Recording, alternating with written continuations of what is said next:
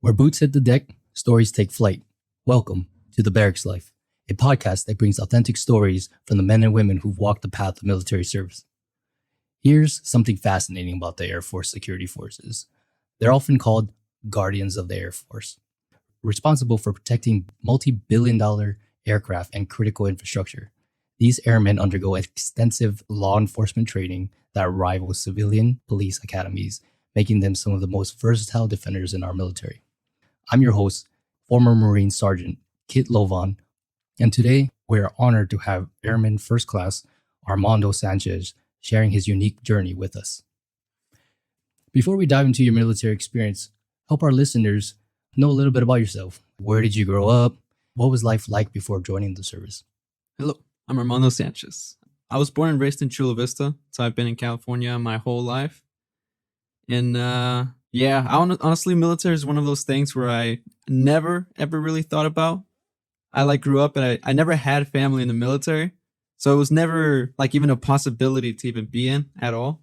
It was one of those things where I was like, oh, I see it. Pretty cool. I had classmates that all had family in the military and they're like, oh yeah, when I grow up, this is what I want to do. Back when I was in middle school, everybody was wanting to go into that because I was in a lot of friend groups that had military family members. Mm-hmm. And I was just so way out of the league for me. That was something I was never considered doing. I was like, oh yeah, I'll probably do something else. But I was I wouldn't do that. And then suddenly it was high school. And I had a professor who was in the Navy. He was a pararescue who would jump out of airplanes and stuff. Mm-hmm. And he was teaching the really cool stuff, criminal justice class. He was showing us videos and stuff. He was a great teacher. He went on out. He went to even acting. He went in one time dressed all goofy. Yeah. Just slamming the door open, smacking stuff with the phone on the table. Yeah. He had a weird outfit. And then he left. And then he came in back all normal. And then the lesson was what did you guys notice? Did you notice me take the phone out of the table and stuff? And none of us saw him grab stuff because he was stomping and stuff. So it was kind of a lesson of how you can't always believe witnesses. It's kind of witness is kind of one of those things. It's you got to really pay attention to all the details and stuff. Right. So it was pretty interesting. But the teacher was so cool. And I was like, dang, how do I get to the law enforcement? That's actually really cool stuff. I like how it seems like a very noble job, everybody hates them. But you're doing the way he showed it, you're doing it to really be out there to help people. So I was like, oh, I want to do that. Mm-hmm. And he was like, oh, well, if you want a good jump start, you can join the military. I was like, okay, cool. At first, I didn't really care what branch. But my family, they don't know anything about the military. So the first thing they thought was oh, you're going to die. There's no way. And I was like, what? I was I really wanted to do it. I like doing different stuff all the time. I don't like staying the same. So I like doing different activities. I just think it's kind of fun. Yeah. Maybe because I'm still a little naive where everything's still new. But that's still fun to me, just doing random stuff all the time. So I was like, oh, okay, fine. I'll talk to my teacher about it because they were saying oh, go ask him it's oh, is it safe for alternative stuff? So I go to him. He was like, oh, my parents were worried about the branches I go to war. Is there one that doesn't? Mm-hmm. As you can see, I was very not smart. I was 17. I knew nothing. So it was oh, they all go to war. I was like, oh shoot, yeah, my parents are gonna that. But they're but the safest branches Air Force or Navy. The Navy, you'll be in the ship. In the Air Force, they don't do nothing. I was perfect. I'll do one of those too. So I did research. I just Googled the Air Force first because I thought the airplanes were cool. I'm just like everybody else because everybody thought Air Force is just pilots. I was one of those guys too. I was oh, everybody's a pilot in there. And then I did research. Oh shoot, it's they got all these jobs and stuff. And the first thing I did was I'm gonna go to the law enforcement. Oof, easy. I looked it up. I did research about security forces. Mm-hmm. And it was so many bad stuff. It's yeah, don't join this job. It sucks. It's boring. And I was well, I mean, so I'm going to try it anyways. You're I'm going to go find out for myself. Yeah. Because a lot of people were saying oh, don't believe the videos. There's videos that the Air Force makes trailers. They make security forces look really cool. And I guess that's why people join because it looks really sick with the guns and everything. And I didn't even see the ads or anything. I saw the bad reviews, and I was I still wanted to join it because it's law enforcement. I don't know what I'm gonna do with the other jobs really. But yeah, I went to my parents. I was I'm gonna do this. They said the Air Force is very safe, and they're I was no. They weren't convinced. This is all new to them, so they really didn't want me to do it. But at the time, I didn't have a car. I was 17, so my dad was taking me to a recruiter.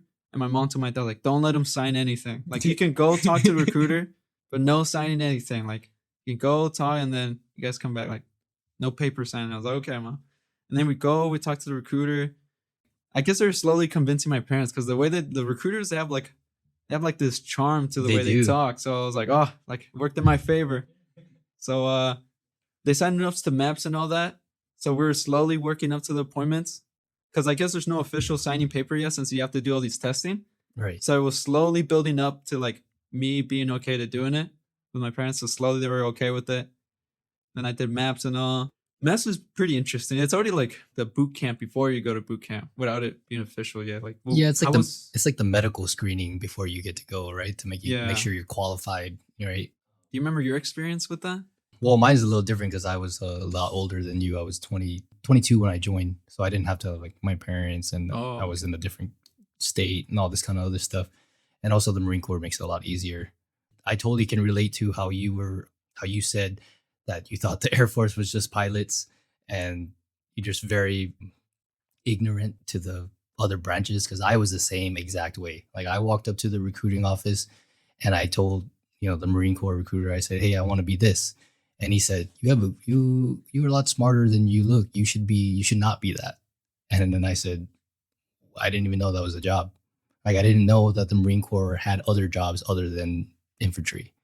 And he's like, how do you think this works, brother? And I said, well, all the infantry or all the guys on the ground are Marines. Everybody in the sky is the Air Force. And then everybody on the boat is Navy. And he's like, where's the Army? I was like, I don't know. They're the ones pushing the paperwork or something. He looked at me, we laughed, and he's like, no, brother, that's not how it works.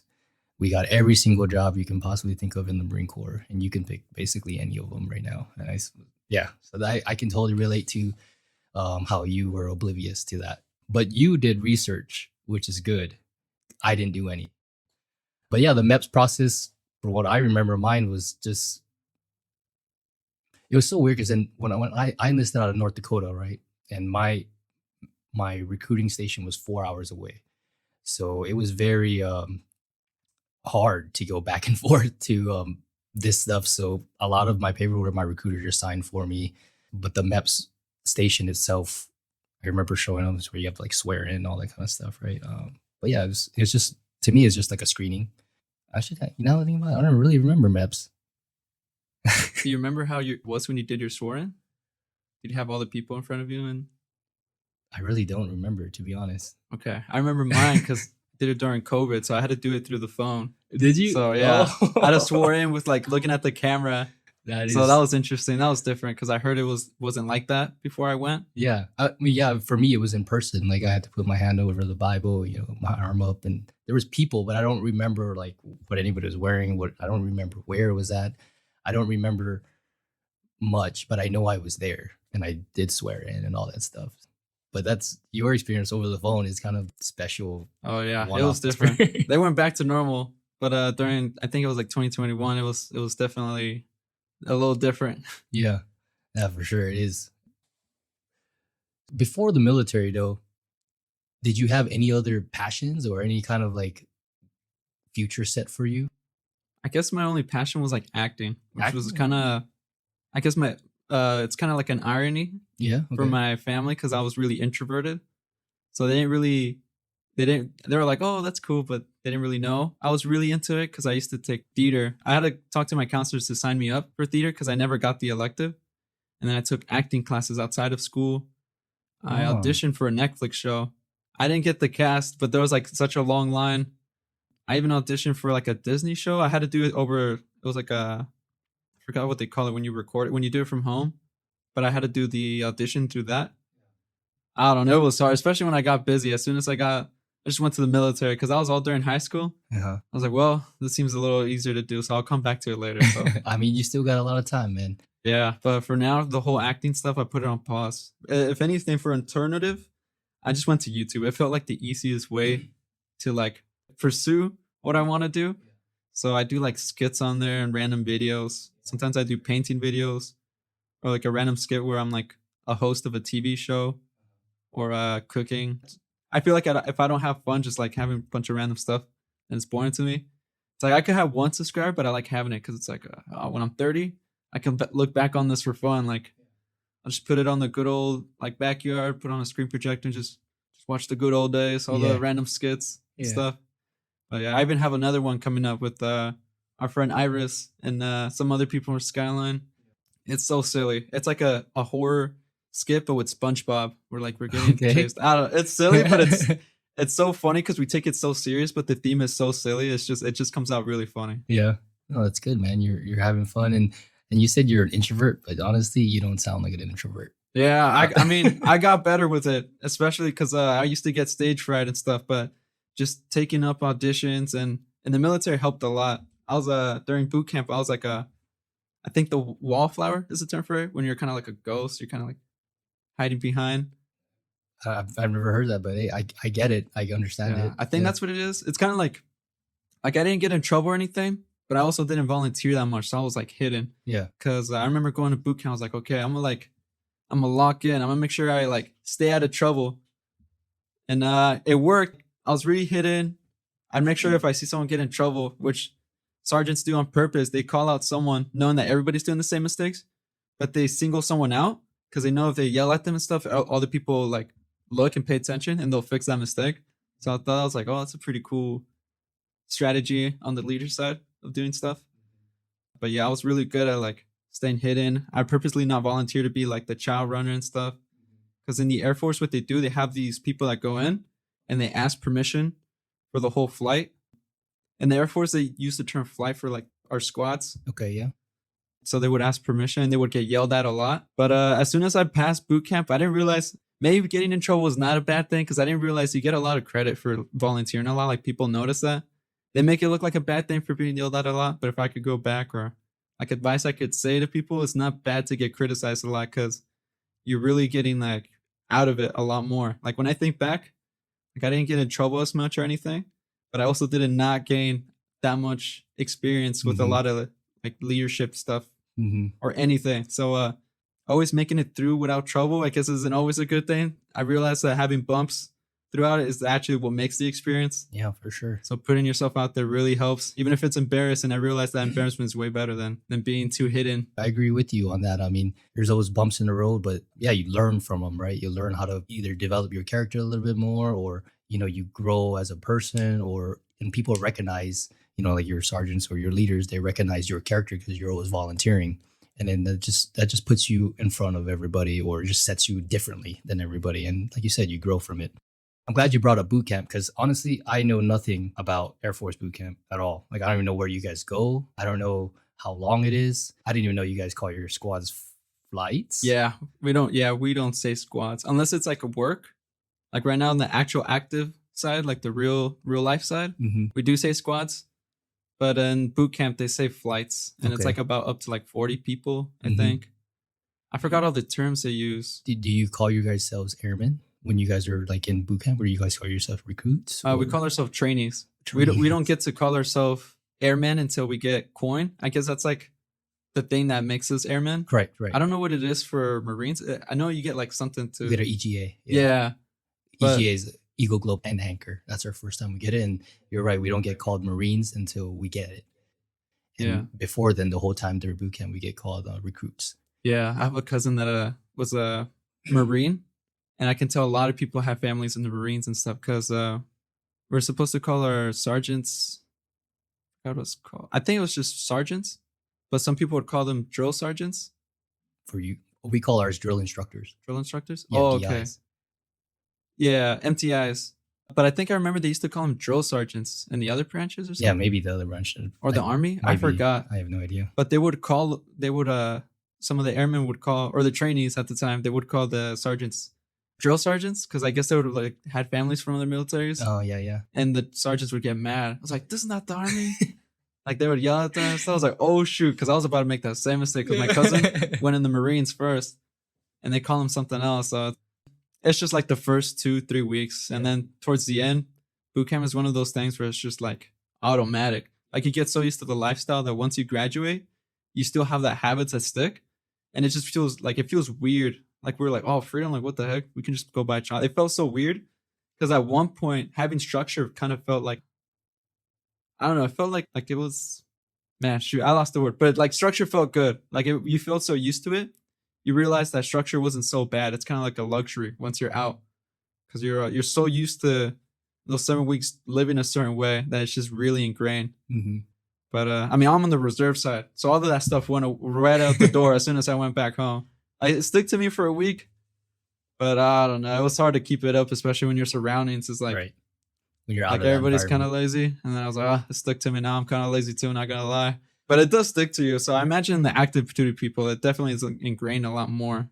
For sure. I mean, it depends on what unit you're in. And I mean, the Marine Corps, we're kind of known to be uptight people compared to everyone, basically. So yeah, I would say for us, it's like you said, it's our environment that we're in, right? So to us, it's just normal. But when we get around other people, that's when they start telling us we're uptight. But to us, it's just like, you guys are not the ones. You guys are the ones that are not squared away. Like now being out for a couple years, or for 7 years now, 6 years, I can see what they mean by like Marines are. We are. I wouldn't say that we're uptight. We're just more squared away, and we carry that in every aspect of life. I mean, I'm sure even to this day, a lot of people still think I'm squared away or kind of a uptight person, but it's just how we are. The squared awayness definitely does show, especially when we went on that mission trip. Oh, When yeah. building houses, the way you were like so locked in.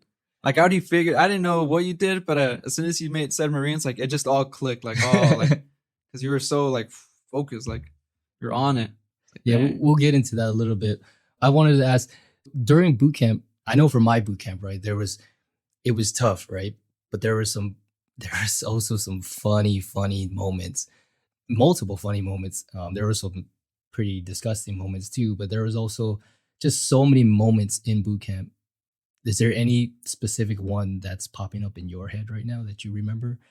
I mean, the one I'm thinking about right now is like we would get an hour at the end of every day, not every day, but I think it was every day actually. I don't remember, but an hour at the end of the day for free time, and people would write letters and stuff like that, or square away their locker or bed, or some people would work out. And I remember one time we had a couple of like dancers in our group, break dancers, and all kinds of dancing. There was no music. We didn't play any music or anything like that because we didn't have that. Remember, we were just like, we're basically in our underwear, and we just started having this little break dance battle. That's just what's popping up in my head. I was just wondering if you had some kind of moment like that. Oh man, some moments that I can think of. So for the Air Force, they were giving us flossing, long line. We had like this long line of flossing that we had. And then people would take all the flossing, and they would take some from other people that didn't use theirs, Mm-hmm. and they would make like a ball out of it, and they'd play soccer with it. So that was When would you have the time to play soccer?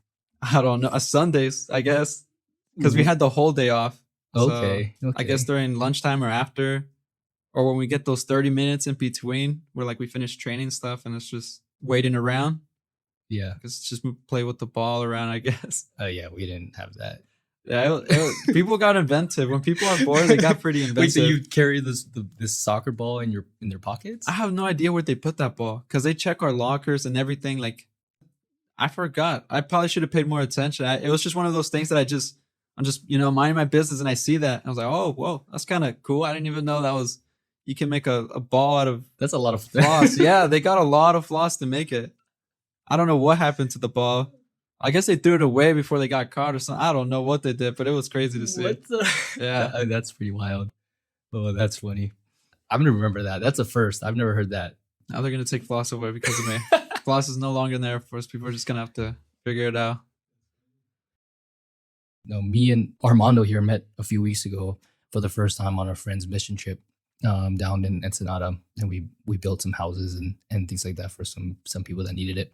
Well, anyway, on this mission trip, I mean, we didn't really talk too much, but I did notice something special about you. And what I did notice was that, how do I say this? That you were outgoing more than the others. What I mean by that is that you stood up. We were on the roof, right? We were doing a lot of things, but not only at the house building, but also when we went back to the compound that we were at, and when you started playing on the guitar, right?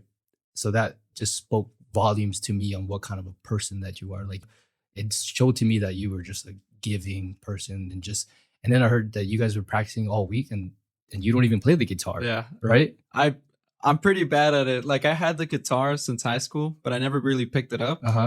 And I barely started going to church like December of 2024. I stopped going for like 6 whole years because I used to just go because my parents went. And we had some people, like just some bad people. It just gave us a bad impression of it. Right. Okay. And then we stopped going. And I mostly just went because I went with them since I was like a little kid. And then I had a friend that I knew from church. This is my friend Daniela. Shout out to her. She brought me back. Yeah. And Daniela. Yeah. not your wife, Daniela. But she brought me back, and I'm starting to learn more. Like, because back then, I guess it was just the people, you know, when they leave a bad impression, you kind of, I guess I was young, so I let it get to me more. But now I'm older, and it's like, it's whatever. I don't associate it with the whole, you know, with the church, with the religion and stuff, you know. God is, you know, my relationship with him.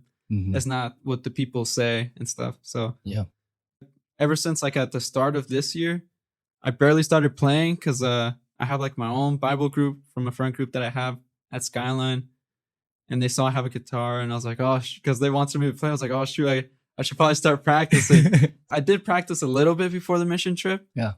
But I was like, it was really bad. I was getting a little bit better, so I'm still getting a little bit better. I'm improving slowly but surely. But it was funny because I was supposed to do 4 songs that night. I don't know if you noticed I did 3 because the 4th one, they sent me the name of the song I was supposed to play. And I was practicing through this app where it shows me the chords to practice. And it turns out, because I put the name of the song, but it turns out it was from a different artist because they didn't send me the artist. They just sent me all the song names. And I was practicing the wrong one with the same name, a whole different song. Oh, no. And I only figured it out because the night that we were playing, I was with Julie, which is another girl that came with us. She was leading. She was singing. We were sitting down, and she pulls up the phone. She shows me because we're practicing 10 minutes before.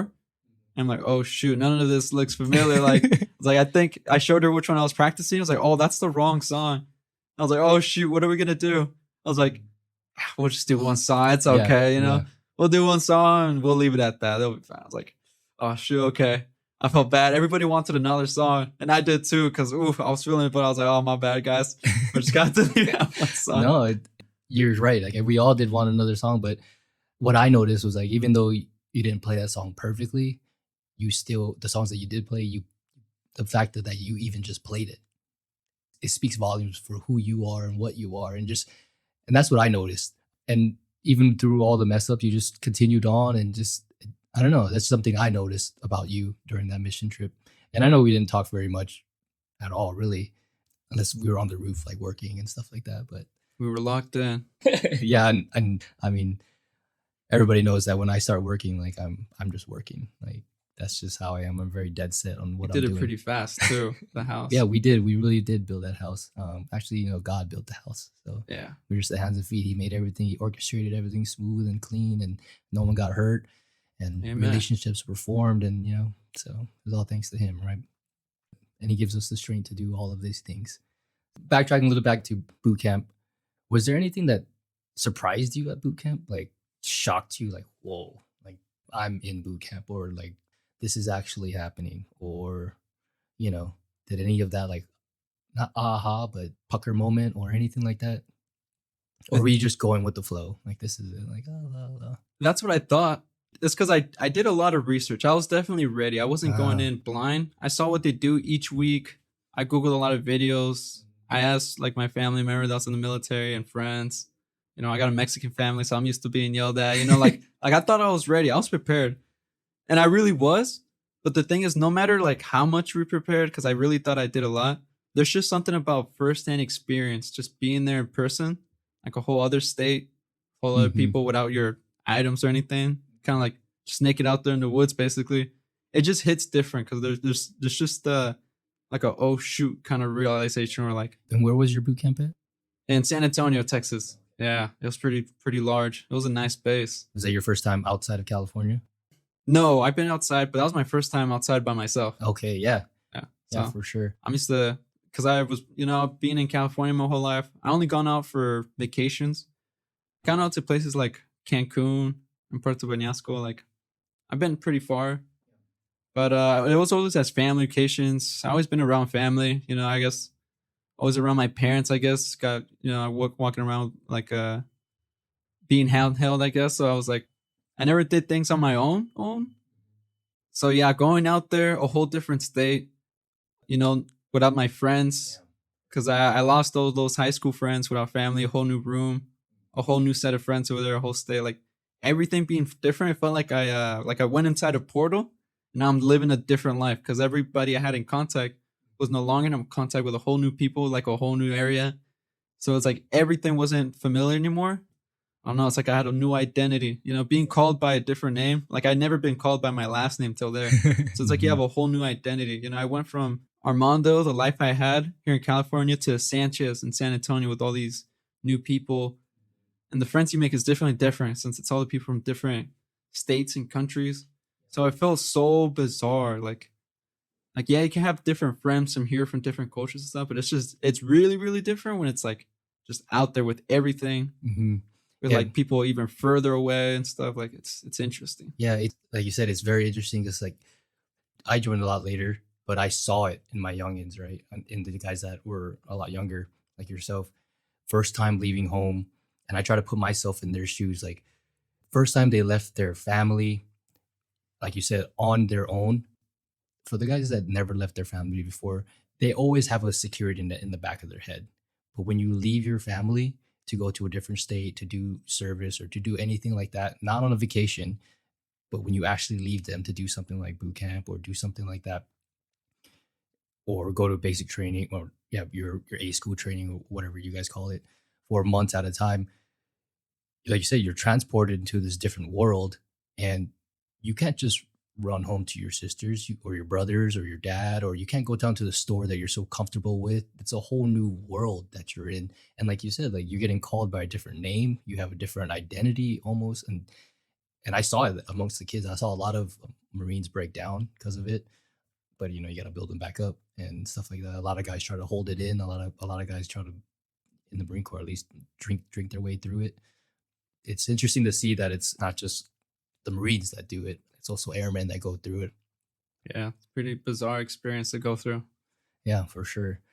But it's good. I mean, I think it's good. I think it's great. It really influences you more around the world. Like I feel like I got more brain cells. Like, oh, I didn't know about this. My mind is more open. Yeah, you're open, right? You used to have these blinders on. Like, oh, I just go down this street to go get the store or go to the store and get this gallon of milk or whatever. Now it's like, I see all walks of life. Like this person from my platoon is from Kentucky and he does it like this. This person's from Wisconsin and they do it like this. And it's just like, whoa, the world's bigger than I thought, man. Yeah, it's good to be uncomfortable. You know, if you're uncomfortable, then you're in the right place. Because you know, if you're not uncomfortable, you're not growing. Yeah, and the good thing is, everybody for the most part is uncomfortable there, and you're just living together in that uncomfortableness, but you're surviving together and going through it together. So that's what kind of binds us together, right? As military members and service members and all this other stuff.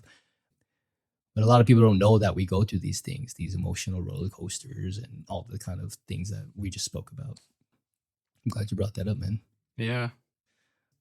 As a Marine, I've stood duty many times, done security watches, I've done patrols, I've done things like that. You come to learn to trust the person in front of you, learn to trust the person behind you, right? And I'm sure for you have to learn the same thing in security forces training or MP, military police, right? Yes. Military police training. Is that something you still carry on now as a, I guess, not carry on now, but is it something that is translatable to a civilian life outside the military? Is that something you think is translatable? Like the training? Yeah, the training. Let's see. Well, I got my associates in fire science. I had to do EMT. Yeah. I do a lot of tourniquet. Nice. And I realized how to do it again for my EMT. I was like, oh, I'm already experienced in this. So it did help in that. I do security and it kind of translate a lot. So basically everything I did kind of does translate a lot. Yeah. There's some things where it is kind of like, it kind of goes against each other. Because when I was doing firefighting stuff, it's funny because in the culture of Air Force and stuff, especially when you're marching scene, it's all about like, oh, kill, you know, like You're Yeah. being trained to like, it's all about death. And then when I was in firefighter, some guys had that mentality because I guess it's kind of like the masculine thing. It was like, oh, we want to be tough. Yeah, we're gonna save lives, like with like skulls and stuff. Yeah. And I guess what our firefighter teacher was saying, like, no, you guys can't go with that mentality. Like, can you imagine having a firefighter coming up to you with skulls and stuff with that? It was like, no, you guys gotta think more differently, which was kind of funny because it's like with the medical and then the police work that I do, it's very like kind of sometimes it goes with each other with some cases, and in some cases like very different. The Mhm. kind of training, so it's interesting. But I guess just like really basic stuff. Like it helps me be more disciplined, like the very basic. Like if I go to the gym, I was like, it's like nah, like can't give up now. I gotta put another rep in. Yeah. Very basic stuff, but something that stuck to me. I'm not too sure. Training was pretty fun. It was very active. Hmm. Yeah, I'm really jealous of like other airmen because I was watching how other people have their tech school. Hmm. Is that what you call it for the Marines? Do they call it tech school for you guys? So we have like A school and C school, and I guess there are technical schools. A school. Oh, okay. For us, it was just tech school, the whole thing. It was like a 65-day training. Yeah, for us it depends on what job, what MOS you get. We call it MOSs. What MOS you get would depend if you go to just an A school or you go to an A school and a C school. So it just depends. Okay. Like myself, I went through an A school and a C school for my job. Okay. Yeah, I heard my cousin doing that too. He's law enforcement the same, so yeah, I don't know how that is. I guess for Air Force, just tech school, the whole thing. Yeah, I wouldn't know. I Yeah. wouldn't know. The whole thing was like very physical. Like I was watching how other people, I was like, oh, they must have been tough for them. And it's like college. Like they're going down, they're sitting down doing tests because a lot of jobs aren't physical in the Air Okay. Force. And then they have their lunch and stuff. It's like, what? That's crazy. Like, because they don't have to march or anything. Security Forces Tech School is like the only strict within the Air Force. Really? Like, that's why it gets hated so much because it's like the least Air Force job you can get. Like it's it's like kind of like infantry. Because every Air Force, you can be like, oh yeah, this is Air Force. And then you go to tech school for the security forces, it's like, it's different. Like it was fixed. We still have to march. We still had to, like the whole thing was strict. Like, still got yelled at a lot. It was basically, we went from boot camp to another boot camp. Yeah. But it was fun because it looked really boring, the other tech schools from the other jobs, even though I bet it's a lot more, I guess more like relaxed. Ours was like, we still had to do a lot of running, a lot of exercises. We had to have our vest on while carrying our guns above our head and like just running everywhere for like a long time. And the guns were heavy, so it's like I kept lowering my gun. I was like, oh, raise your gun back. I was like, oh, okay. I'll raise it back up and just running around. But it felt great because you're doing it with your buddies because you get close around the buddy. Yeah, you get close with everybody, so it's like it's not so bad. It's like you're doing it with your homies, so it's not so bad. It's like it's like memorable. The way I guess I would describe, I heard someone describe boot camp like this, and I feel like it fits perfectly. It's like the funnest roller coaster like you ever had that you don't want to go back to like ever again. like it was so fun, I'd never want to do it again. And I was like, dude, that's perfect description. Like it is great experiences. I don't know if I would do it all over again, but it's something. Yeah, I laugh because I somewhat agree with you, and it's almost a perfect analogy of it. That's funny. Yeah. So in security forces, right, those early years probably set the foundations for you. But I want to dig into a little bit deeper, and I want to know the moments that actually shaped you in your security forces, whether it was training or standing long duty shifts. What fundamentally changed your perspective, if it did, to your approach of life? I'm not sure if this happened to everybody, but something to me is like I got so used to always completing something. Like for both boot camp and tech school. Like, oh, one day we're learning how to do tourniquets and we get certified with that. The next day I'm learning to shoot a gun. That's day 2. Day 3, we're learning like tactics, like hand signals and stuff. Day 4, we're learning something.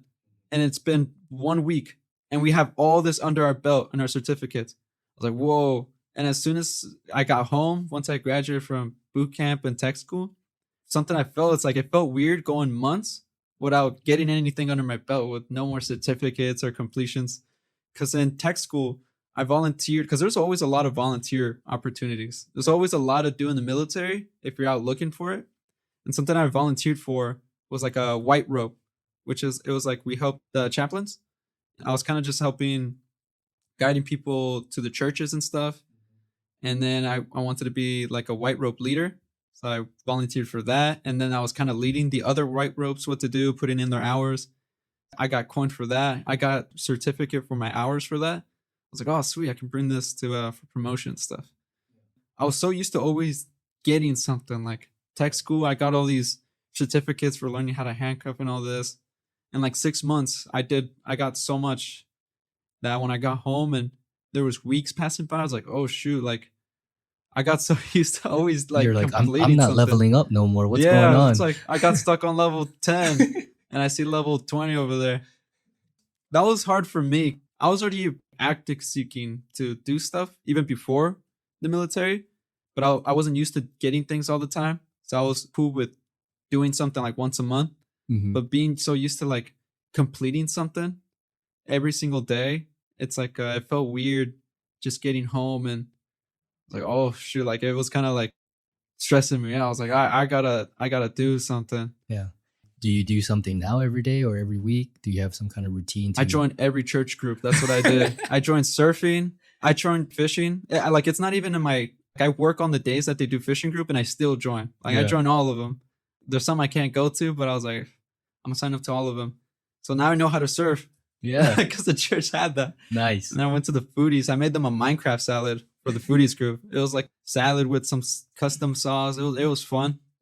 But I got better. I got used to it because my family helped me. I was like, hey, it's okay. You don't always got to do something. Like, it's okay to, like, give yourself some time for recovery, like, just to chill out. Things will come for opportunities like that. And it did. The church with all these groups. I didn't even know that was the thing. So, okay. So I was like, awesome. I kind of just do that. I just hang out. I'm, like, barely home. So I just going out with friends a lot now with all the young adults. That's good, man. That's awesome. Something I find interesting is you said they called the security forces like guardians, but that guardians is a term never used for security forces. They call them defenders. So you'd call the security forces people a defender. What I did hear though, the Space Force people, you know how Air Force people call other people airmen? Yeah. For Space Force, they call each other guardians. Do they? When you see a Space Force guy, that's a guardian, which is so silly because the Coast Guard are also called guardians. So it's like, what? They just stole their name. Like, they just took the Coast Guard's name. They're the guardians. Yeah. Now we got, two guardians. So, Guardians of the Galaxy there, but. That's an interesting thing. I mean, I would never call anyone a guardian. That's my personal thing, but. It is a little different. Yeah. I truly love hearing different stories from other branches and different experiences. But I kind of want to know, what's your day-to-day life as a security forces? Like, what do you do? Well, for active duty, very different. But for the reserve side, it's just a lot of training. And it's also a lot of just sitting down. So for reserve side, half of it is like sitting down, doing nothing, waiting what to do.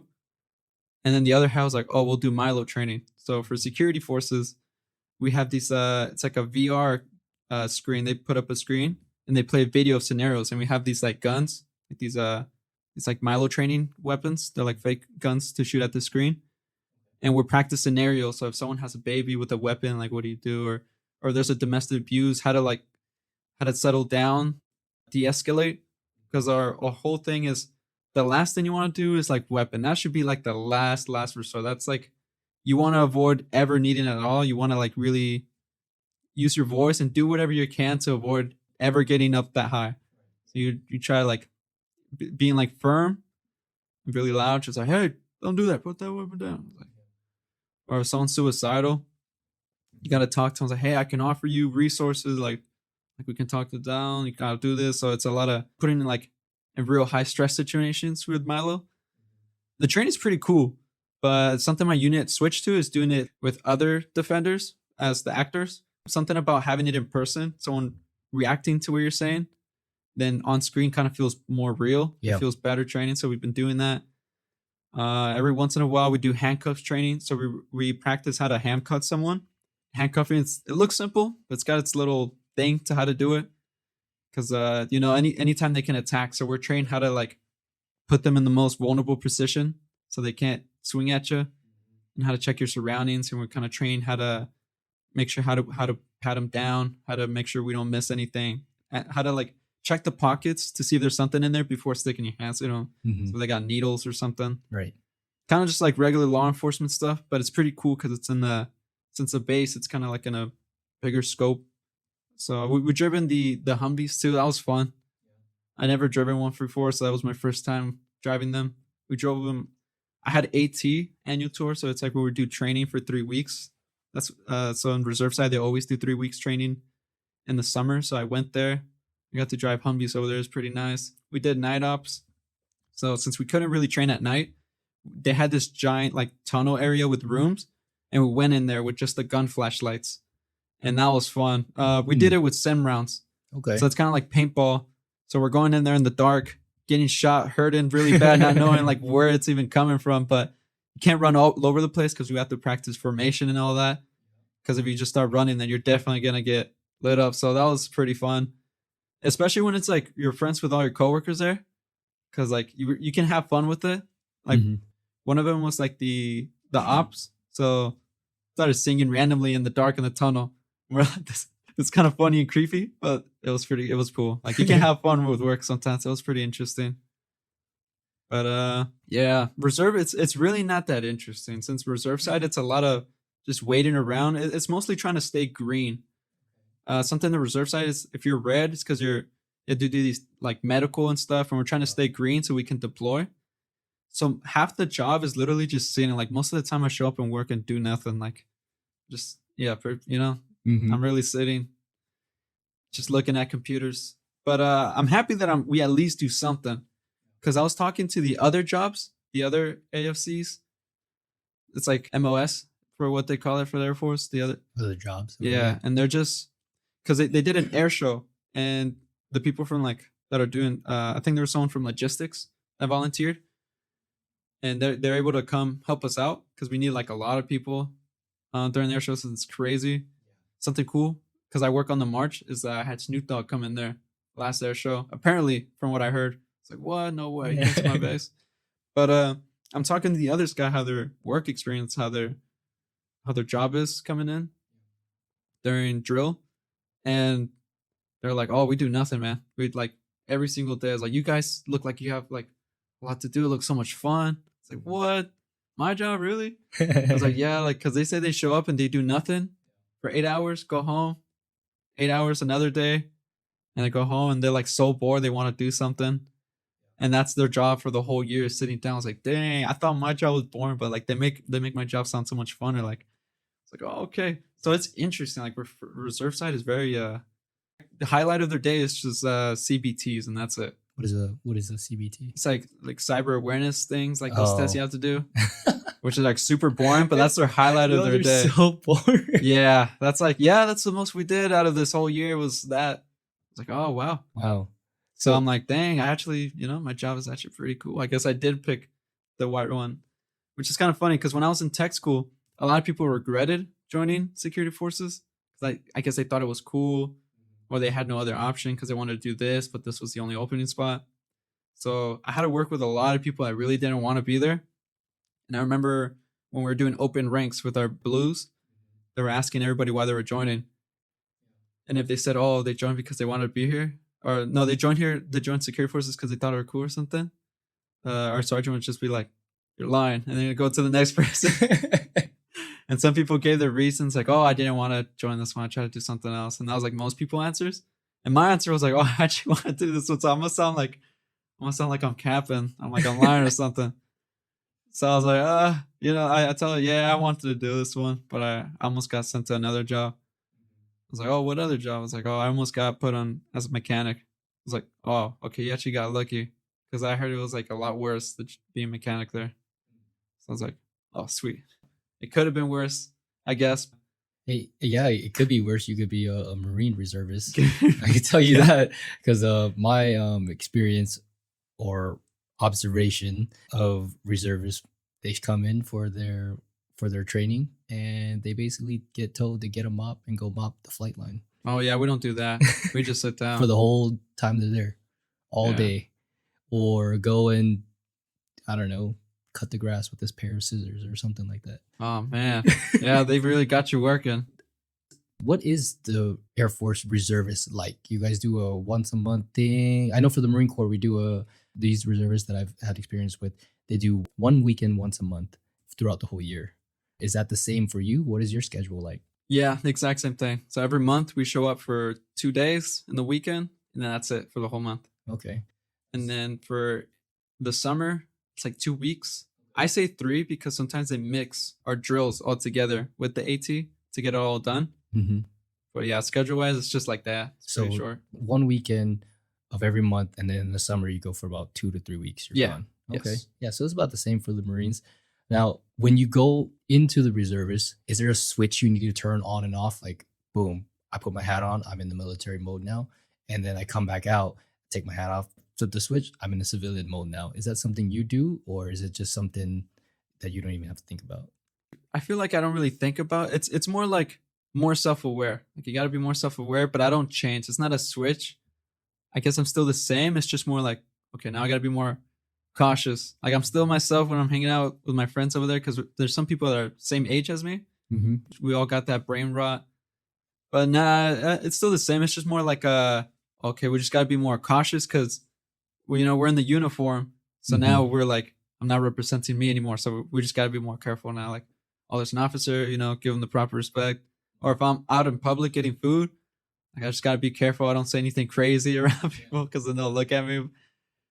I guess it's kind of like a switch, but not like going full robot mode. It's more like more self-aware, and then yeah, that's it. But the Air Force is a lot more chill about it, so that's probably why I assume it is like a switch in the Marines. Would you Yep. say it's like a switch there? Personally, I had to learn to turn off and on this switch. Can be really intense, how much Kool-Aid you drink, right? And how much you are into the Marine Corps. And then you get out of the Marine Corps, or if you live off base with a bunch of civilians or whatever that are not military inclined, you're gonna be that weird Marine. So I had to learn to turn on and off this switch. But yeah, so there is a switch for me, myself, as I can't speak for all Marines, but I do know a lot of Marines that can turn on and off the switch as well. Yeah, that's a lot more interesting, because Air Force is just civilians with like extra steps. Like Marines, that's like a whole switch, and that sounds like, whoa, that sounds serious. That sounds scary. Well, how do you feel about that? Were you prior active, or were you reserved the whole No, time? I was active the whole time. How do you feel now as a reserve? Like, do you Oh, feel well, that switch even when you're outside of work? I'm not even a reserve now. I'm completely out.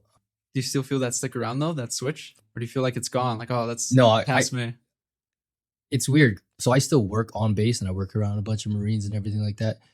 But I think now for me, it's more how you have it. It's more I just pay attention to my P's and Q's. I mean, obviously, I don't salute officers or anything like that, but I do tend to talk more sternly, because Marines are a type of person. So you need to talk to them differently, and you need to treat them differently, because we take information in differently and we learn differently. So being an instructor for Marines, that's how you have to teach. I mean, you can't, if I were to teach a whole bunch of civilians, my class would be completely different from a whole bunch of Marines.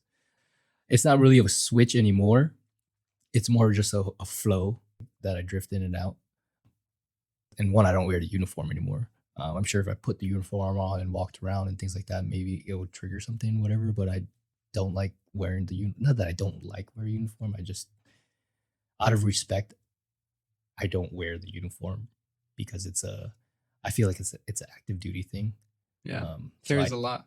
yeah, and I have a lot of respect for the uniform, so I don't wear it. Plus, we have rules. Like you can wear, I believe you guys can wear your uniform out in public, right? Out and off base and stuff like that, and get chow and go to the restaurants and Yeah. gas stations. Yeah, Marines, we can't do that. Oh, really? Yeah, that's why you never see in our camis. You'll never see Marines out in our camis. Oh, I didn't know that. Yeah. Yeah. All I knew is for the Air Force, you can, like, if it's like on the same day that you're working, you can go out to do something real quick. And then if you're not then you got to change. But it's like really quick if you're getting gas or groceries. No, we can't even go into anywhere off base. I mean, you can fill up gas, but you can't like walk into the gas station and pay. You have to like pay from the machine. Like you're not supposed to be basically seen in your uniform, in your camis outside of base. Oh, man.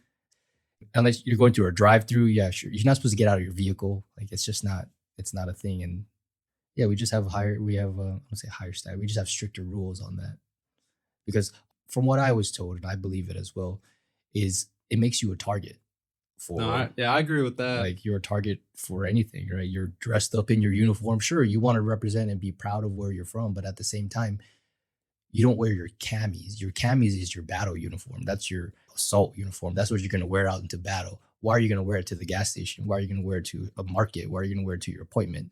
Like, you're going to go to battle out there? No, you can wear your other uniforms, so your service uniforms, right? Your dress uniforms, or anything like that.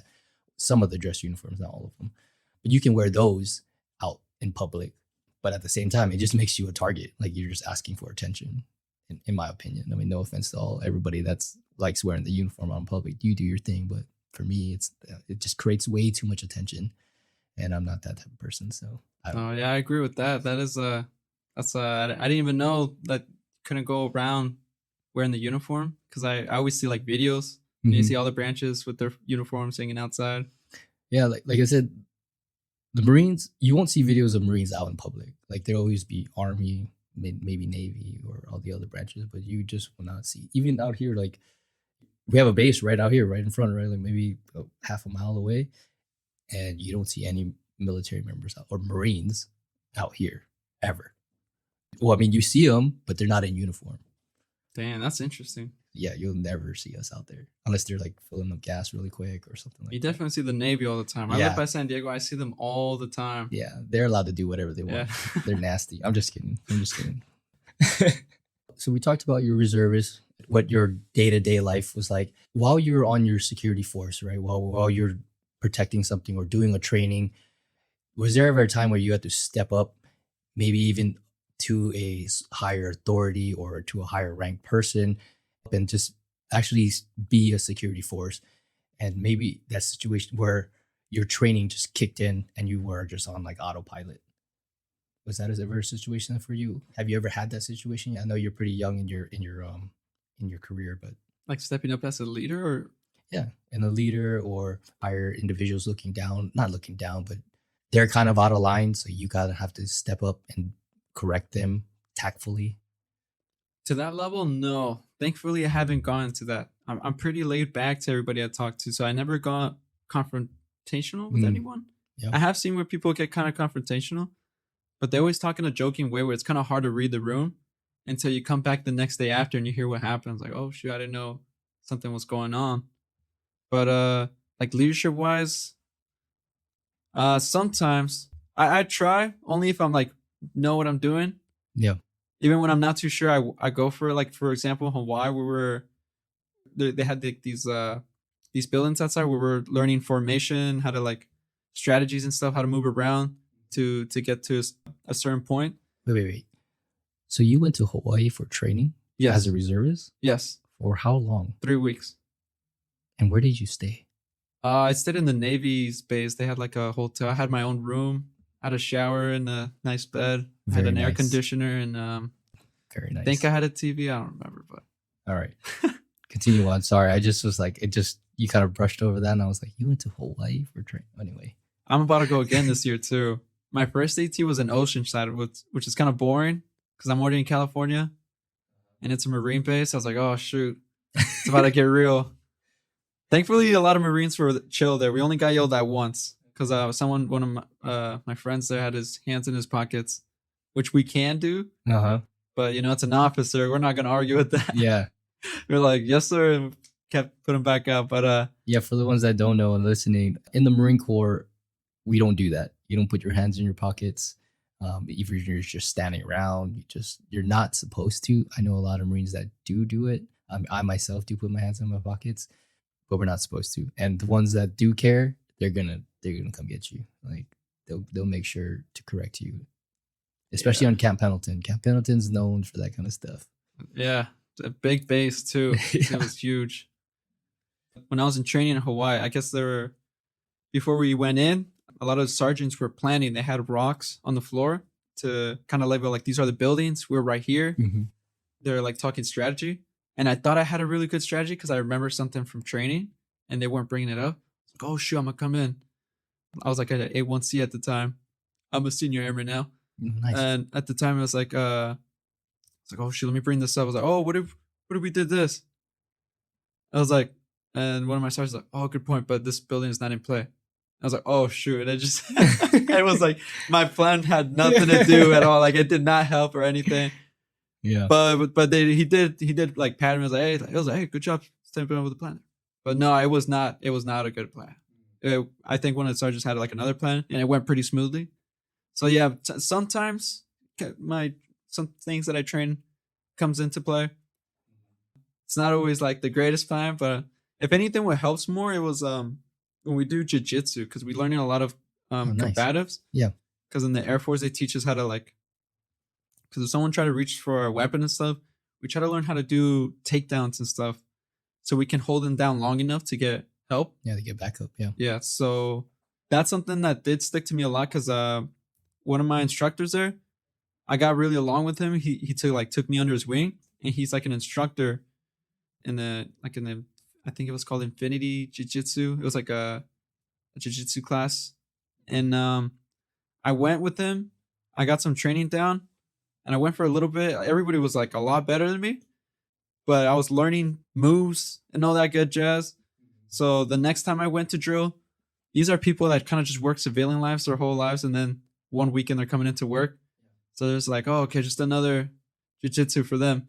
And I come in and I do like this crazy takedown. And one of my different instructors was like, well, we didn't even teach you this. And my instructor that took me under his wing, he's like recording to show that it's his jiu-jitsu friend. It's like, oh yeah, like I felt pretty badass there. Like this is pretty sick. Nice. That's like kind of a little bit of things that sticks in.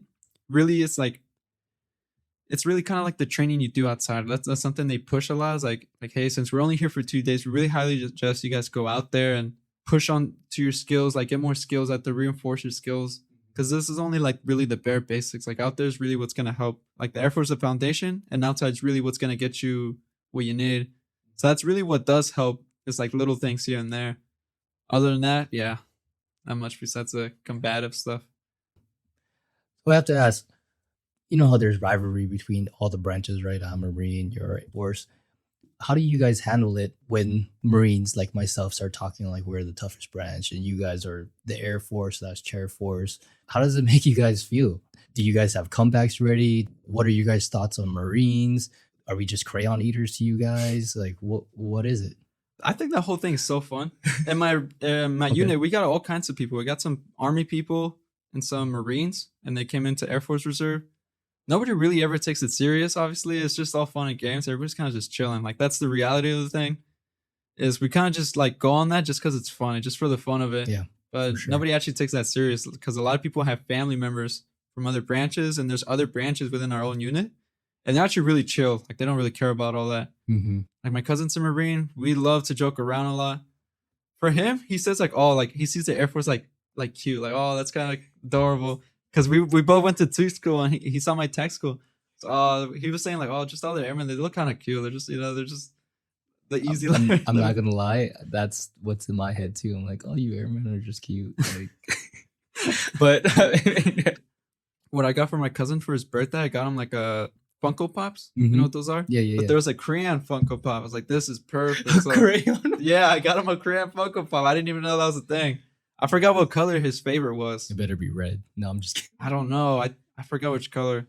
But I gave him one of those, and it's just funny. So we just go back and forth like that. That is funny. And then the unit's more laid back because we got all the branches, so they don't joke too much. Not because they take it serious. It's because they don't care. They're their work. They all just want to go see their families, because it's like they're making a lot of money at their job, and now they're here losing money. That's how a lot of people see it when they go to do the drill, because it's like they have to take some days off for work to be there. For me, I like going there. I'm just chilling there with my friends there too. And the work is fun to me because it's cool. Like military is super cool. Like they make you. I feel it's one of those things that like you don't realize where you're missing out till you're out. Because it's like, dude, like you're never gonna do these interesting kind of things. For sure. In my earlier years, I had a sergeant explain it to me. He said about the Marine Corps, but I'm sure it's universal language. He said, for every 6 hours of suck, you're gonna have 30 minutes to 1 hour of this is the most awesomest thing ever. And that's how the whole career works. Yeah, I agree. Because eventually it's over. and like you got all these stories to share. I think back a lot of my boot camp, how I said like when I had no mistakes or nothing, it kills all the fun. Like definitely having all these struggles, it's what gives you something to share. Yeah, for sure. In the beginning when he told me that, I didn't really understand it, but now after being out, after doing 6 years, like I totally get it. Like there was a lot of sitting waiting. Don't get me wrong, there's a lot of sitting waiting. And there was also a lot of miserable times. Hot, cold, wet, whatever you want to say it is, really miserable. But then the 1 to 2 hours that he's talking about, or 30 minutes to 1 hour, those are the memories that like you're just gonna remember forever. Exactly. Yeah, I agree with that. And Some pretty wise words. Yeah, I was like, whoa. But yeah, I totally get it what he was saying. We do have a rivalry, but it's like a joking rivalry. But if everybody really wants to get down, Marines are still the best. I'm just kidding. I'm just kidding. What do you think is the most misunderstood thing about the Air Force? I have to admit, before I had some Air Force friend, I have a really good buddy that I play paintball with. He's an Air Force officer. He's a whole different echelon, right? So before I knew him, I knew literally nothing about the Air Force. So yeah, what do you think is the most misunderstood thing now that you misunderstood walked the life a little bit? Maybe some stereotypes that aren't actually accurate, or maybe some that are truly accurate. Give me one, like the least common one. The least common one? Yeah. I mean, to me, they're all common. So for us, what we would think is like, oh yeah, Air Force, you guys are just a bunch of nerds. Like that's a stereotype. Honestly, that we have in our heads. Like, I'm trying to find a stereotype where it's like I'm trying to find something to break. Like, oh yeah, it's not like that. But no, yeah, there's a lot of nerds. A lot of people have master degrees. Like my fire squad, he has a master. He has this. Like it's like so stereotypes are true. Yeah, I can't even defend it. There's a lot of smart people in there, so it's like nah, yeah, there are a lot of nerds. A lot of people got their masters in there and stuff, and their PhDs. I mean, don't get me wrong. There's a lot of Marines that are very smart and intelligent, have their masters as well, and there's quite a few nerds in the Marine Corps because there just are. But it's just not a stereotype that Marines have. Yeah. I don't know. I always thought that was funny because to join the Air Force, it's on the ASVAB, it's only like 1 point extra to like get in. It's a 30 for the Marine Corps, I believe. Yeah, it's a 30 and then like a 31 for the Air Force, I think. Either 30 or 31. I don't remember it. I just remember it was 1 point. And that 1 point is just like you got one question extra right. I was like, there we go. We're so much smarter. You spelled your name correctly. You put the right date. You put the right date. I don't know. It's like the more I think about it, I feel like really that what separates it is just the terms, I guess, that you say, and then just the discipline part. That's it. Everything else seems like really the same. Like just the way like the jobs and stuff is pretty similar. Yeah. Like there's a lot of jobs in the Air Force. There's a lot of really cool stuff. There's OSI. It's like FBI stuff they can do. Like they have their office with us. I always thought that was super cool. Yeah. They never wear their uniform. They come in regular civvies, and I thought it's really cool. They actually caught spies trying to take pictures of the airplanes during the air show. Yeah. Nice. And it's like, there's some really cool stuff. Like there's definitely awesome stuff. There's way more like to know, but I feel like I work in like a very surface level kind of job in the Air Force that I don't know too much just because I don't have that job where I can see a lot further in more. Right. I'm just that security. So like kind of the lowest surface kind of level that you get to know of stuff. But I do see a little bit of things here and there. I was like, whoa, there's definitely like really cool things you can do in the Air Force, and how that differentiates from the Marines. I'm not too sure. I feel like it's mostly just the culture that's different, but everything else is probably exact same. Even the training styles is similar. When we go to training, we gone to like the Marine bases where we had a Marine instructor and stuff. So a lot of things is like similar. It's just terms. Yeah, knowledge.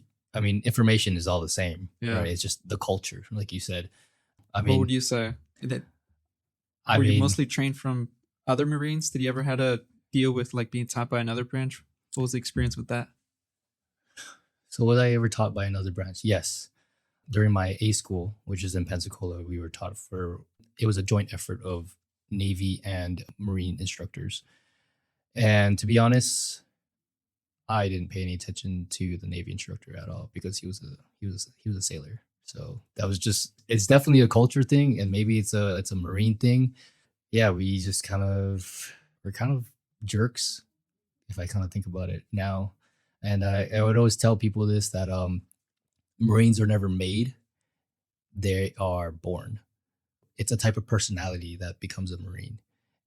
Yeah, I do see that, especially when they come to our unit, like the Marines, that definitely sticks to them. It's like, once a Marine, always a Marine. Yeah, and it's just like I say, it's a culture that we like and we joined, and because we were born a type of person, we're a type of person that joined the group that we liked, and it just felt right to us, and we drank the Kool-Aid, and yeah, that's just us. I don't even have to defend my branch that much. The numbers speak for themselves, That's why other Marines join us at the end. You do get a lot of Marine transfers to the Air Force? We get a lot of people, mostly, well, from my unit, I don't know if there's any Navies, but there was Army and Marines. A lot of them came. There's like 4 people in my unit, 4 or 5.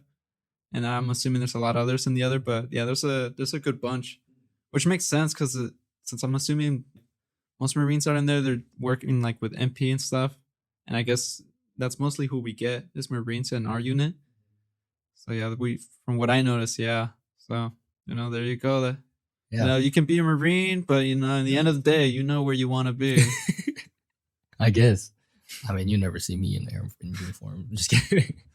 No, respect to all the branches. I mean, we have all our roles to play, right? We all have our specialties. We all have our talents and gifts, and we all perform at it, and we excel at them. And every single leg that we have, the Coast Guard does their thing. You guys do your thing.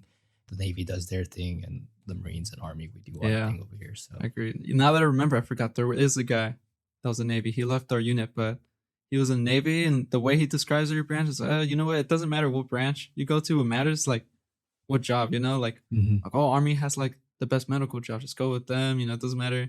Because I remember asking him, what was the Navy like? Like, what would he say? It's like, what all the branches feel like between these two.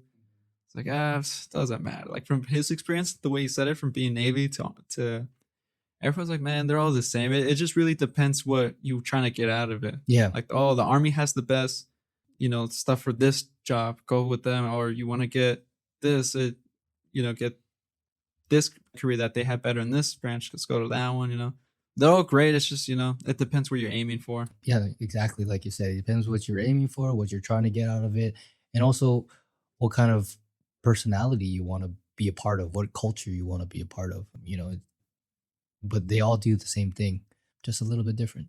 Yeah, I agree with that. Yeah. So as a service member, we usually have deeper questions and purposes and meanings.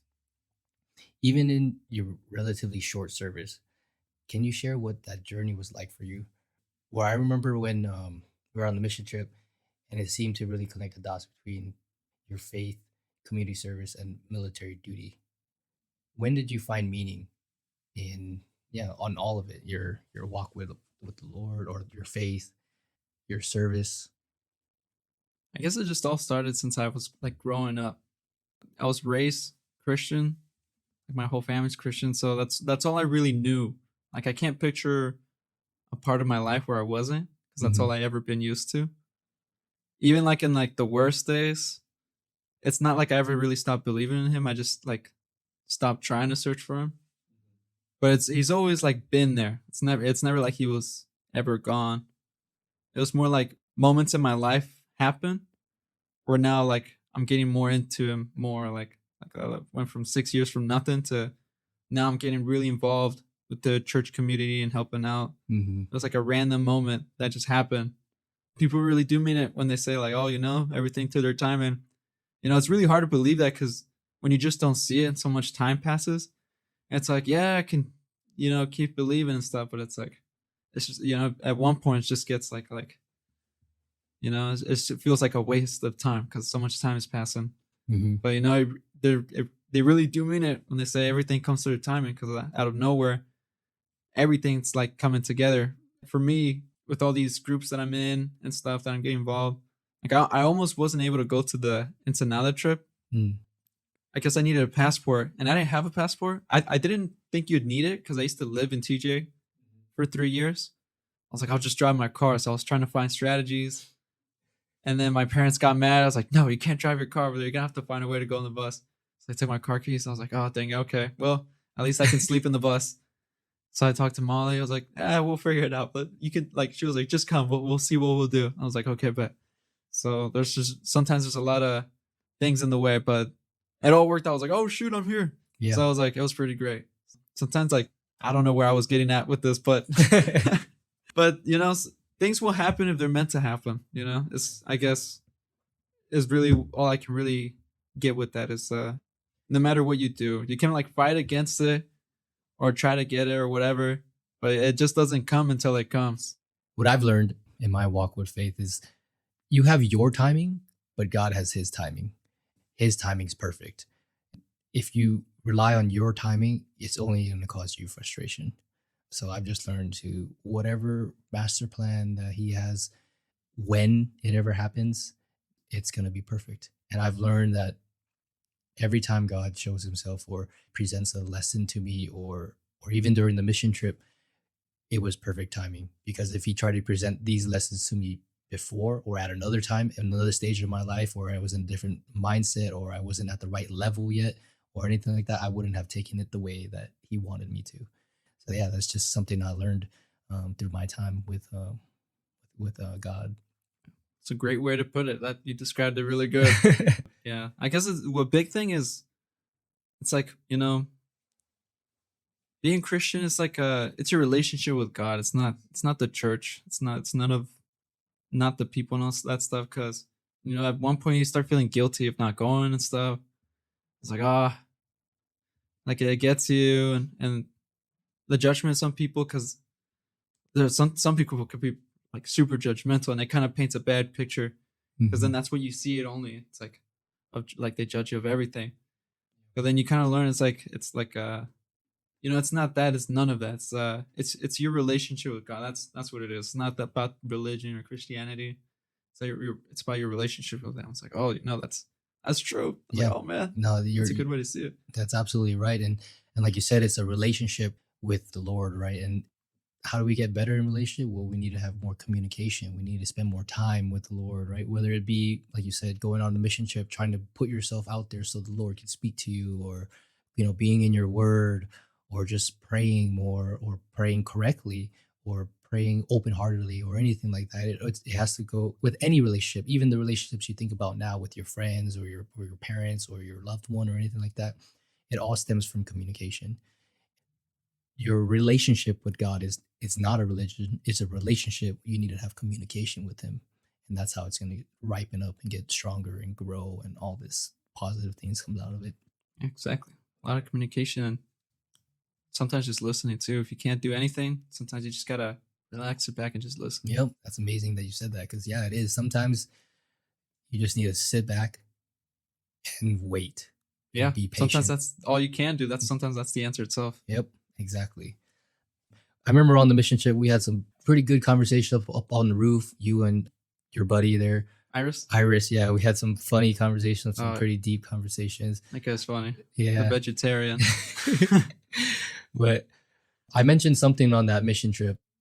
I don't know if you remember, but I said that I remember my first mission trip, and I thought I was going out to help others and work miracles for them. But at the end of the day, God worked a miracle for me, within me and my wife. And actually the miracle was for us. The mission trip was for us. I agree with that. And yeah, so I was going to ask you, is there something that God shared with you or spoke to you or something revealed to you during that mission trip, if you don't mind sharing? I guess I felt like satisfied, I gained a skill out of this after all. I was always thinking, I could build like a chicken coop. Egg prices going a little high, wouldn't be too bad. Going on this mission trip, learn how they do the whole nail stuff. But honestly, I guess I was just doing it because, I feel like because I can, I feel like I should. I always see people that can't.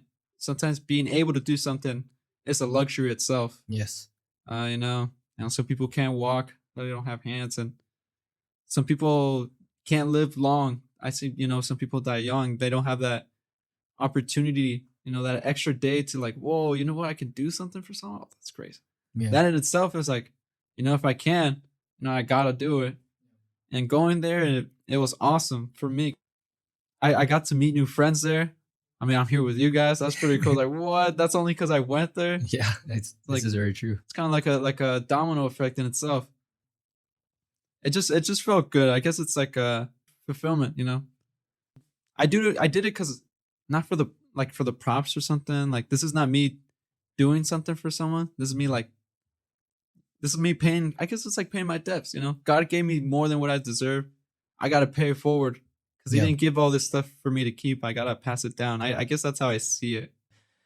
Yeah, I definitely, when we were out there, I remember you, Iris. I remember everybody that was stepping way beyond their comfort zone and doing a lot of things that you guys probably would have never done outside of the mission trip, right? I mean, you prepared a song, or yeah, you practiced for a song that you don't even play the guitar, and you played it amongst strangers, and you know, you're on the house using power tools.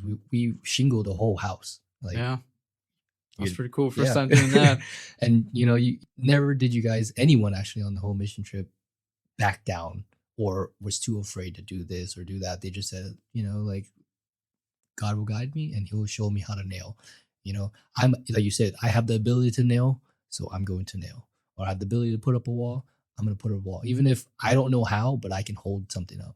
I can contribute in some kind of way. I thought that was crazy. We went from not knowing like where we're gonna start to like having a whole flow. Like it just hit me. I was like, oh damn, I'm just like doing this like I've been doing this forever. Like because I remember how lost we were at it, how we were all there at first. We're like oh like all right, how are we gonna start this? Like what's going on? So it was cool to see how we all had emotion going. It just went pretty smoothly at the Mhm. end. Yeah, for sure. Now, in your job in the Air Force, I know in the military world that there's very little, well, at least in my experience, there's very little room for faith and religion, and faith or religion or Christ walk or anything like that. Does your faith or your Christ walk have any effect on that, or are people more open? Are you the light there? I guess, how do you approach your security forces knowing as that you're a Christian or a Christ follower? Well, the culture is very different military wise from my friends that I have from Skyline. Mm-hmm. It's like polar opposites. Yeah. The people there is really different. I don't know. It's weird. A lot of people in the military, they're Christians too, some say. But it's like I don't know how to say it. It's like really different. Like a lot of them are they're thinking about like lustful like they're showing just like conversations and stuff. It's like conversations that I wouldn't really have around my friends at Skyline.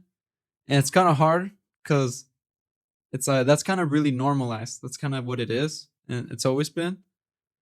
So if I'm gonna be honest, I don't know. I don't really say much, especially since I don't really talk in general.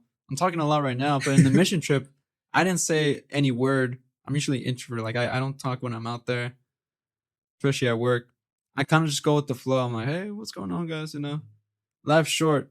So I guess what I do, you know, I guess I just represent what I stand for by I guess just, you know, just the good, you know, like being good with them, being giving. Mm-hmm. I don't have to judge. I don't have to like guide them away from what they're doing.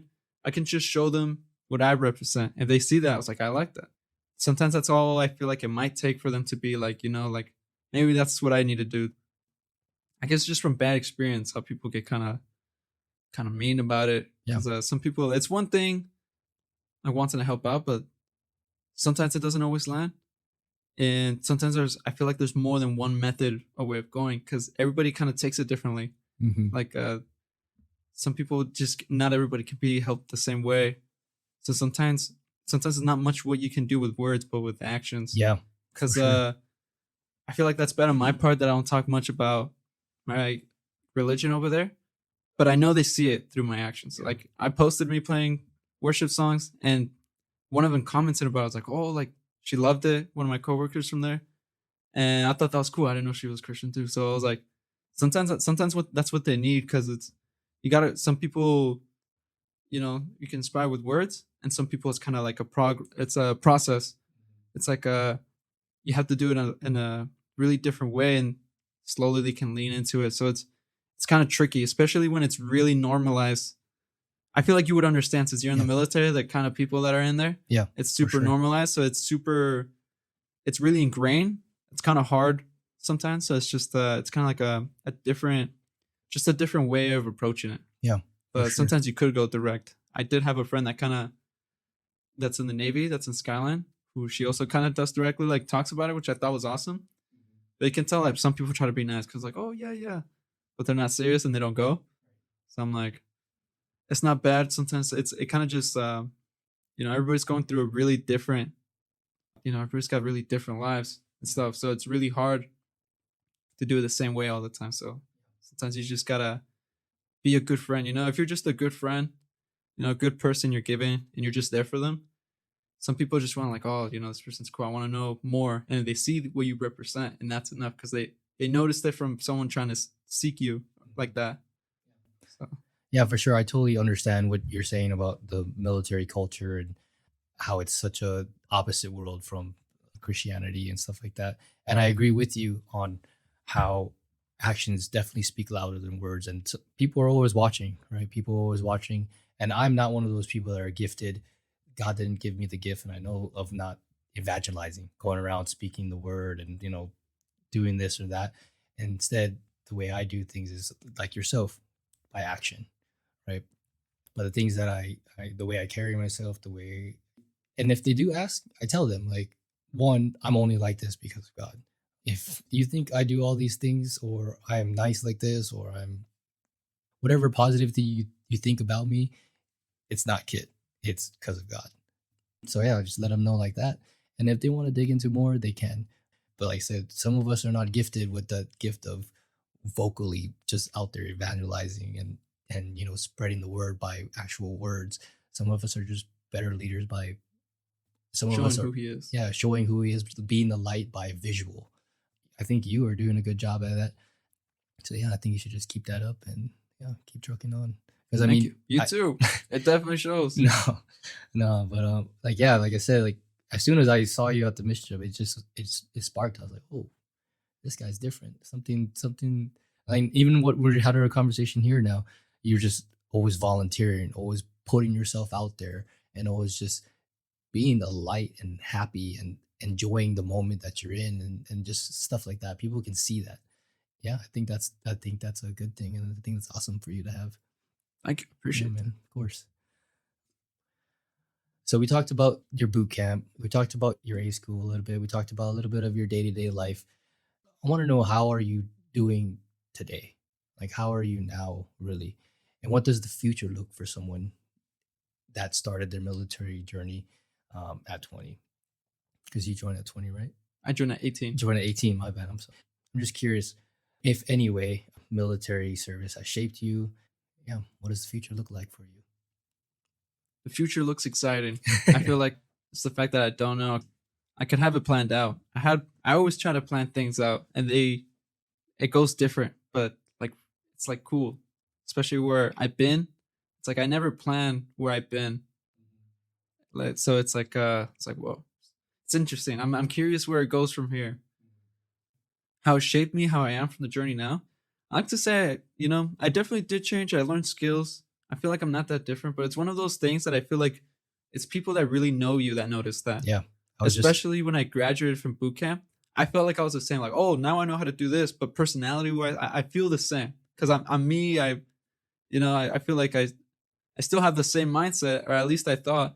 But people surrounding me, like my family, they were like, oh, you changed. Like you're different. And I see my friends say that the same. And I imagine they definitely noticed it on you. Like, whoa, kid's different. And it's like, it's one of those things. Like, I wish I could see it through their eyes because I always feel the same. But that's always really interesting to me. I was like, whoa, like, I wonder what they see differently from me.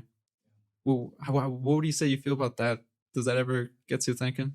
Yeah, for sure. I mean, I have kind of not very unique, but I have a unique timeline for my life because I left my home in Hawaii at the age of 18 and I came here to the mainland and I've been here ever since. And in Hawaii, my family and my friends knew me as one type of person, and it wasn't good. It was pretty wild, pretty extreme, which I still kind of am extreme, but in a good way. But anyway, yeah, I went back and yeah, when people look at me, to me, like you said, I don't think I changed very much from the military, besides being, like I've heard before, being squared away or locked away. But honestly, I've always had that kind of structure to my life for me. Like I was always kind of like a structured person until I went into the oil fields and I just like went crazy. But anyway, that's another story from another time. My family and my friends, they definitely look at me completely different now that I was in the Marines. They just know me as that Marine now. All the stereotypes, with good, bad, ugly, different, whatever. And some of them would even tell me before, like, oh, yeah, we could see you being a Marine. Or now it all makes sense now why you're a Marine and all this kind of stuff. And I'm just like, what do you mean? We don't have anybody in our family or anybody in our neighborhood or anybody anywhere on our whole side of the island that we know of that's in the Marine Corps. But you were telling me that you could see me as a Marine. Like that's really weird. Yeah, sometimes I think about that. And I used to think, oh, I was doing these things or I did these things. But now I look back at it now, knowing God and everything. And I look at it like God has done all these things to prepare me for this moment, to kind of shock, if we're talking about my friends and families back home now, to shock them and kind of put me on their scope. Like, what's going on with Kit? Like, why is he like this or blah, blah, blah, blah. And that gives me the opportunity to share with them or for them to ask me or anything like that. So, and they also ask like stuff like, how are you so like calm about everything? And they're like, oh yeah, it's because of the Marines. And I'm like, yeah, sure it was because of the Marines. But you guys don't really know that in the Marine Corps, we were stressed the heck out all the time. And even getting out of the Marine Corps, I was stressed. But people don't know that kind of thing. But the way that I stay calm now, it's because of God. And it's just knowing that he's got the plan, knowing that he has the perfect plan and relying on him. Like we talked about earlier, the timing thing and just fully trying to just understand that and accept that. Not even understanding, because it's not about understanding, right? It's about just accepting. It's hard to do, but I try to do it. But anyway, yeah, that's kind of what I think about when I think about when people look at me in boot camp and Marine Corps in my life. And because like I said, my life is pretty wild and it's pretty intense. That's a good word for my life. It was very intense the whole time. And now when people see me, I'm like super chill. Some people I tell now like how I used to be, and they're like, "What? Like you can get mad, kid?" I'm like, "Yeah, I can totally get mad." And they're just like, "No, we can't see it. You're like the most calm person I've ever met." I'm like, "Okay, that's good." Do you have any specific plans for your future? Like a goal you have set? Anything specific like that? I got like 3 years left of my contract. Okay. Not planning on going active anytime soon or continuing on the military? Done. Okay. Okay. Respect to that. So my dad has a friend who we known since I was like a little baby because I used to do baseball little leagues, and he was my coach. So we known for a long time. He worked on a manager, supervisor or something, and this logistics company. Yeah. And he was gonna help me get in it. I just need either a bachelor's or just finish my military contract, either or, and I can get in. So and I'm already doing both at the same time. So I'm like, okay, I'm gonna do that, because if I sign up more, I might lose this opportunity to get in this. And it's like a really good paying job. So it's like, it just doesn't, like, military is cool. It has those opportunities where there's always even like random orders that you can take to go to Canada and stuff. Like once I'm gone, I'll never get opportunities to do crazy stuff again. Like this is definitely an experience, but it's like I don't know how long that opportunity will last to get that corporate job. That could really, like, if I were to support myself, my family and stuff. So I'm like, my headset's there. But I will say, I can't picture my life without the Air Force. It's one of those things where it had to happen. Like it was a big stepping stone. But it was also what kind of made me who I am. Like it's definitely such a big part where I feel like I wouldn't be who I was or been where I am if it wasn't for it. So it was something I needed to happen. But yeah, I'm like ready. I'm ready to move on from it in the future. So I guess that's where I'll be for now. That's the plan. Yeah, for sure, man. That's awesome. I mean, I'm glad you got something already projected, lined up for you 3 years from now. But we never know what's going to happen, right? It's not according to our plans. Oh, exactly. Yeah. If it doesn't happen, I'm excited. That's why I Yeah. think the future's excited. I don't know what's gonna happen. I'm actually really stoked that you have that attitude that if it doesn't happen according to my plan, I'm excited either way. Yeah. Well, I had to learn the Yeah. hard way because I used to be frustrated when it didn't go my way. But I learned the good lesson from it. So it's really when something look bad, when something looks bad, it's not always that bad. So Yeah. When I hear you say that you're excited, to me, what it speaks is like you're excited that it didn't go to your plan because it's going to God's plan. That's what it says to me when you say that. And perfect words. I'm not I'm not a good man when it comes to words. Like I suck at describing stuff. But that's good. Yeah, exactly. What he said. yeah, and just hearing about your walk with Christ and just hearing about your life and how you're such a light and stuff like that. I think deep down, subconsciously, like that's why you're excited. You know? Yeah, I really do believe that. Yes. Yeah, that's awesome, man. That's cool. So we talked about a lot of things, and we talked about our branches. We kind of have internal beef, but it's not. It's more of it's a joke, right? It's a friendly joke, and our similarities and differences and connections between service members. But speaking about connection between service members, we have a tradition here on the Barracks Life that helps us connect guests across all the episodes here. So I have here a nifty little bowl, a bowl of questions, if you will, from previous guests. And in a moment, I'm going to ask you to draw 2 questions from this bowl and you have to answer them. But first, I would like you to tell us 2 questions of your own, questions you'd like to ask other guests who might be sitting in your chair. What would you want to know about their experience or just life in general? Can I say right now? Yes, right now. Okay, one would be, what do you think your life would have been? Oh, wait, is there other military? Oh, yeah. What do you think your life would have been if you didn't join the military? That's a good one. That's an awesome question. And the next question. Next question. Let me see. So many good ones, and they all went out of my head. You shot that first one out real quick. Yeah. I didn't even have it planned. I just feel like that's the, I'm even shocked that I even came with that. I was like, dang, brownie points to myself. We don't give participation trophies here. This isn't the Air Force. This is the Barracks Life. I'm just flying. Let's see. Remember, you're asking a question to someone who potentially could be sitting in your chair. A veteran, active duty, another reservist possibly. What was the worst experience? I feel like there's so many good ones. I'm curious, what's the worst one? Let's try to narrow that down a little bit because we have guests over like 20 years sometimes. Oh, man. Like narrow it down. Is it in boot camp or in employment or in country? Where do you want to know? Yeah, I guess just in deployment. Okay.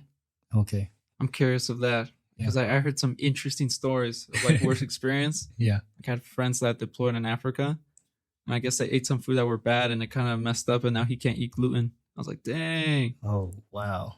Yeah, it's pretty crazy stuff. Wow. Well, thank you for those thoughtful questions. Now let's see what previous guests want to know from you. Would you please draw 2 questions from the bowl? Actually, let's just draw 1 for now. Read it out loud and answer away. All right, let's see. Did they hope military service would make them a better person? And who did they aim to become? Pretty good one. I did. I kind of knew it would because I was like a kid. I'm still kind of a kid now, but I was like, this is like an easy solution. Like I'm at a point where I know nothing, and this is a field where it's like it's definitely gonna make me learn a lot of things a lot quicker. I mean, it's really out there to join because it's like it really puts you out there. I was like, well, there's nothing to lose. Let's say I regret joining, I don't like it, or it's like, oh, terrible experience. Well, in the end of the day, I leave with with all these certificates I can put in the civilian world for work and stuff. So regardless of how bad it could have gone, I would have still gained something from it. But I knew it would make me, or let's see what it said. Yeah, I knew it would make me a better person because I mean, I knew nothing and now I know stuff. So it's like, okay, cool. This is pretty helpful. Yeah. And who did I aim to become? I guess I just just I don't have any someone specific in mind. I just want to be like more. I guess I picture myself like future wise. Like if I had a family, I would want to become the best. Like I'm afraid that something were to go wrong Mm-hmm. to me, so I would want to be like someone that was dependable. And I feel like this is such an easy solution. Like this will help me be more reliable person because I definitely don't know how to do a lot of things, at least at the time when I was joining. So I just wanted to aim for someone that I could be like, I guess like a family man. Like I want to be that protector. Like I guess it's a big fear. Probably like something to happen and I wouldn't be able to do something about it because I was too weak at that moment or I wasn't experienced.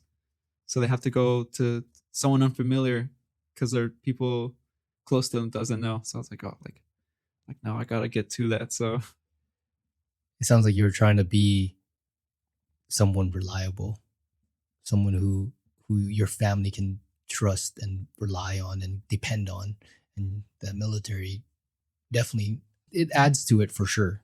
But I can tell you what, because I'm a little bit older than you and I have a family or I have a wife, and I wouldn't say those feelings go away, but you definitely become more confident in your abilities as you go through life, and especially as the way that you're tackling life right now, volunteering for a lot of stuff, raising your hand, and just putting a lot of experience on your belt is going to potentially set you up for making yourself confident in your own abilities, whether it be physical abilities or whether it be like just ability in general, like mental ability or even your ability to keep pushing forward or adversity, handle adversities or things like that. Because I'm sure you volunteered for a lot of things that you've never done before, but you've developed a skill that the skill of I can do it even though I don't know how.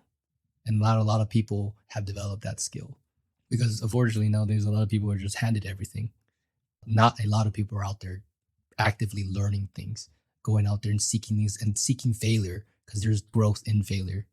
But the way you're doing it right now is it's gonna help you out a lot.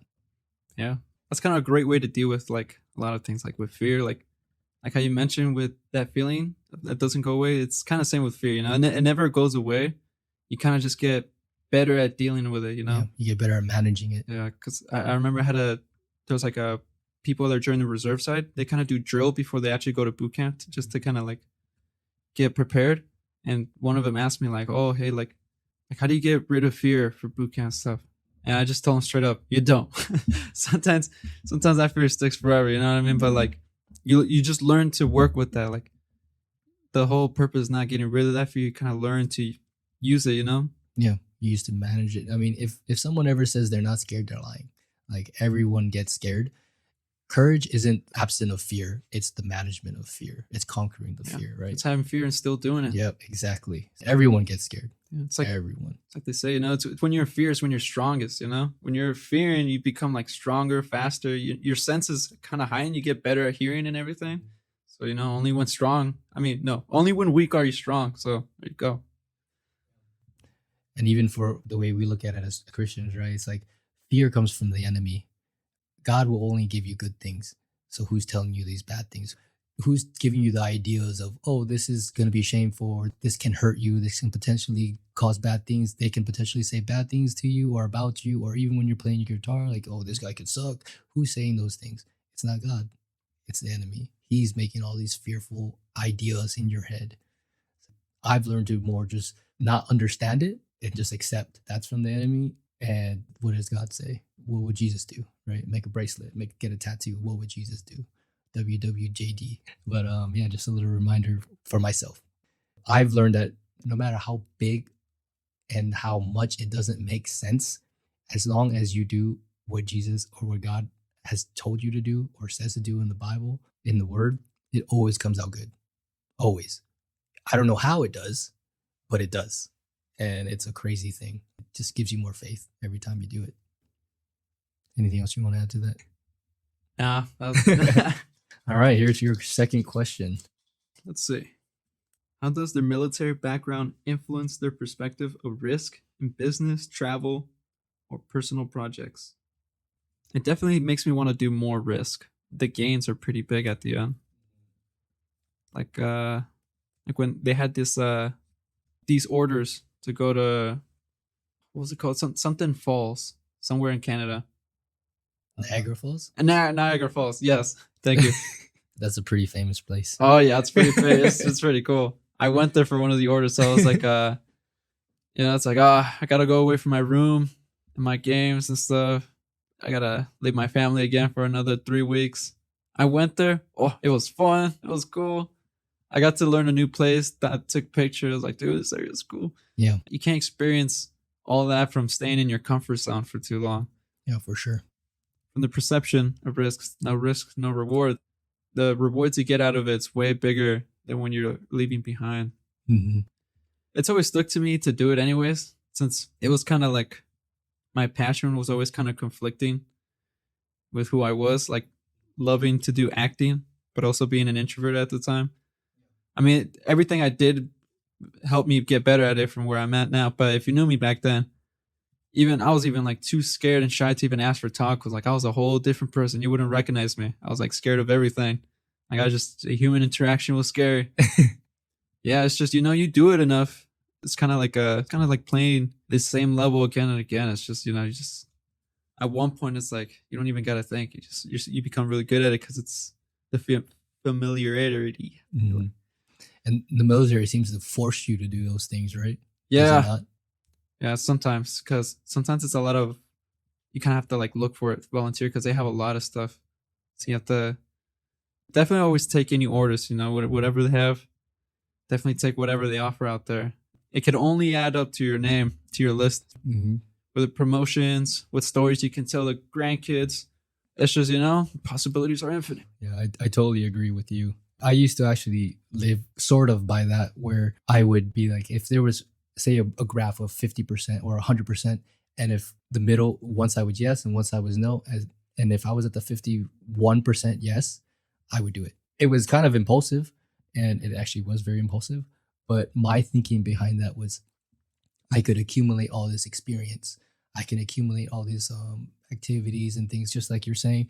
But I wanted to do these things to help somebody that was in need. Say their car got stolen or broken into, or they're building something, or they're their first time flying to this country or this whatever. So it was part selfish reasons, but also at the same time I was trying to level up, accumulate all these experiences so I could help somebody. That's kind of what you're doing too, I feel like. Yeah. I mean, it's hard to be selfish when helping.